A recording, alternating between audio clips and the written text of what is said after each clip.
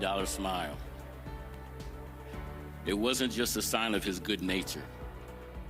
It was a reflection of the joy, the genuine joy that he took in serving his country.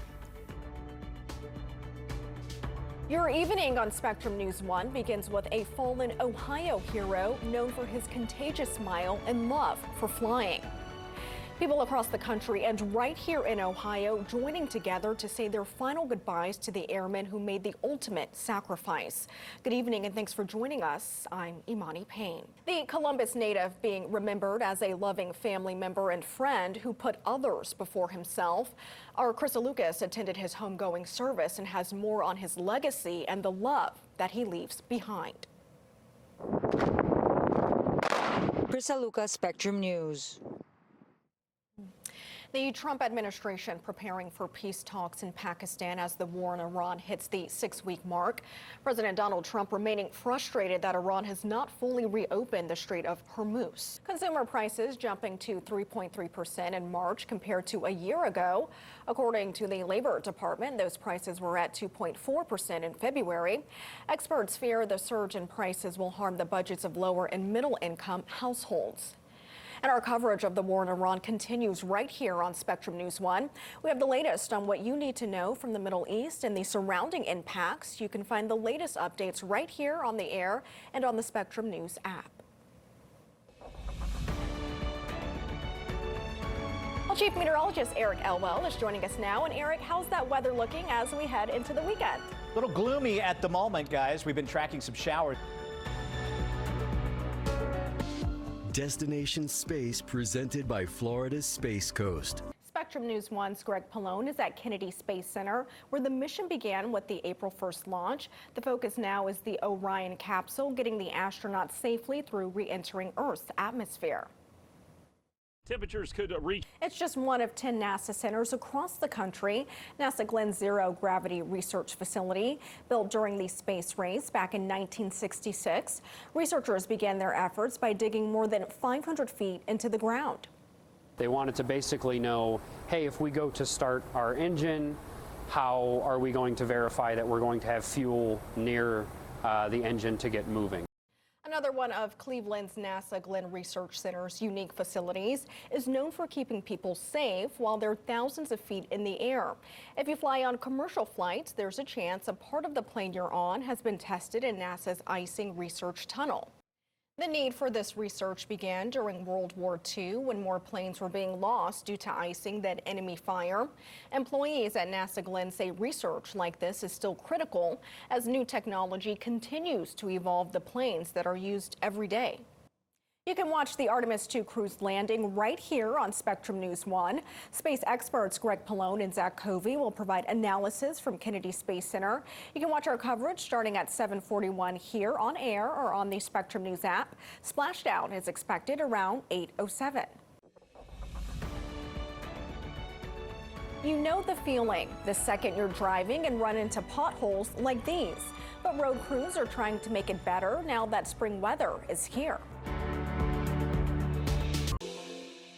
The arrival of spring weather means crews can finally hit the streets and permanently repair potholes. Our Jack Burney shows us how the city of Cleveland is utilizing several methods in the fight against potholes. And people in Cleveland can report potholes that need repairs by calling 311. If you have damage to your vehicle from a pothole, you can fill out a form through the Cleveland Department of Law Claims. They'll review it and determine if you're entitled to a reimbursement. Layoffs taking place throughout Cleveland Metropolitan School District. These come as part of the Building Brighter Futures initiative, which is set to save the district $30 million per year. The district has been sending out notices throughout this past week, and they are expected to continue until April 14th. Oh, exactly. It's great to see them giving back and finding a more positive path forward. Those impacted by the 2023 East Palestine train derailment who signed onto a class action lawsuit are now getting their checks. Now here is a look at some Northeast Ohio locations that will soon have those chargers. There are around 125,000 registered EVs in Ohio. According to ODOT, 5% of all new cars registered in the Buckeye State are electric. Construction on charging stations is expected to begin next year, with sites opening by the end of 2027. Season. Now, researchers at the University of Cincinnati are testing new helmet technology that could help reduce those risks. Our Travis Hicks spoke with them and a youth football coach about what this means for your child's safety. According to new lab tests, the NFL draft is just under 2 weeks away, and one Buckeye finds himself on plenty of teams' draft boards. We've known for a while Arvell Reese is a special talent. We dug up this footage of him making an interception during the 2022 OHSAA State Championship and a game he won with Glenville. Now, the Associated Press reports talent scouts and defensive coaches across the NFL are praising Reese for his versatility. Many believe the former Buckeye standout could play as either a linebacker or a pass rusher. The Cleveland franchise will begin play in 2028, with their home games set to take place at Rocket Arena. A name for the team has not yet been announced. The city was previously home to a WNBA team, the Cleveland Rockers, from 1997 to 2003. It's been a little more than a year since President Trump imposed sweeping tariffs on countries, including one of Ohio's largest trading partners. It's been more than a year since most Canadian provinces began pulling Ohio and American-made spirits from their liquor stores in retaliation for President Donald Trump slapping tariffs on imports from Canada. Thanks to local donations, the sheriff's office was able to reestablish its mounted unit. You can see here the 10-year-old mare training with members of the sheriff's department. Sheriff Jack Hall says the horse will play an important role to help ensure public safety at large events and could be ready for service as early as Memorial Day weekend. For the time being, this newest member of the sheriff's department is a horse with no name. The name is expected to be shared with the public in the near future. A mare is a female horse, but I am going with Maximus from Tangled. Oh, okay, that's nice. Yeah. I think I'll settle on Rosie. Oh, very cute. I feel it's fitting. All right, there's still plenty more to come here on Spectrum News 1. Your top headlines from across the state and your weekend forecast coming up after this.